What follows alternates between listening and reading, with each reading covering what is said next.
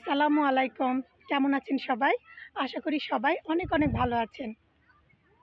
আজকে আপনাদের দেখাবো ভুট্টার গাছ। এখানে গোটা মাঠ জুড়ে শুধু ভুট্টার গাছ আর ভুট্টার গাছ। অনেকে হয়তো ভুট্টার গাছ চেনেন না, দেখেননি। দেখুন, আমার তো খুবই ভালো লাগছে। আর এই মিষ্টি মিষ্টি বাতাস, উফ, আমার মনকে আরও দোলা দিয়ে যাচ্ছে। দেখুন কত সুন্দর, গোটা মাঠ জুড়ে শুধু ভুট্টার গাছ আর ভুট্টার গাছ। আর ভুট্টার ফুলগুলো এই যে ধরেছে, দেখছেন?